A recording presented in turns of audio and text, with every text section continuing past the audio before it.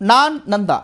கோவை சரக டிஐஜி விஜயகுமார் தற்கொலை செய்து கொண்ட நிலையில் கன்மேன் கொடுத்த வாக்குமூலத்தின் அடிப்படையில் முதல் தகவல் அறிக்கை பதிவு செய்யப்பட்டிருக்கிறது. எஃப்ஐஆர் மூலம் தெரியவரும் தகவல்கள் என்ன?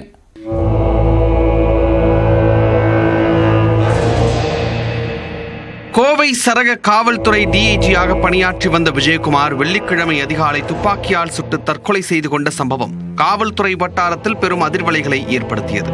டிஐஜி விஜயகுமார் முந்தைய நாள் இரவே தற்கொலைக்கு தயாரானதாக விசாரணையில் தற்போது தெரிய வந்திருப்பதாக போலீசார் தரப்பிலும் தெரிவிக்கப்பட்டுள்ளது. இந்நிலையில் அவரது மரணம் குறித்து முதல் தகவல் அறிக்கை வெளியாகியுள்ளது.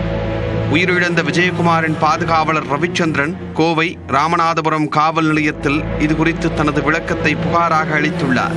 அந்த புகாரின் அடிப்படையில் காவல்துறையினர் தற்கொலை வழக்காக பதிவு செய்துள்ளனர்.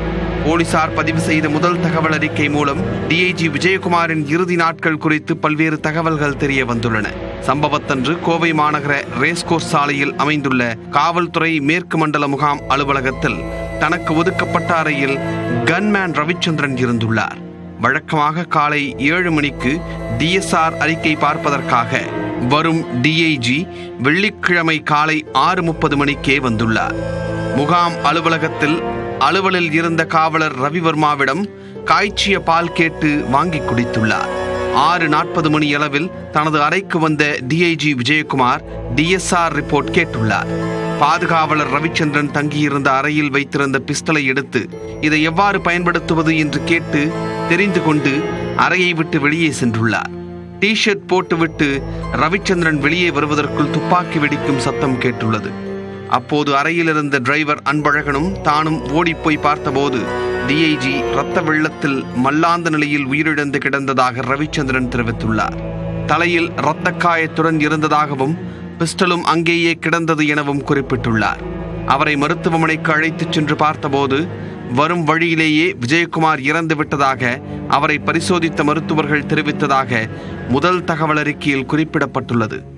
டிஐஜி விஜயகுமார் முந்தைய நாள் இரவே தற்கொலைக்கு தயாரானதாக விசாரணையில் தற்போது தெரிய வந்துள்ளதாக கோவை மாநகர காவல் ஆணையர் தெரிவித்துள்ளார்.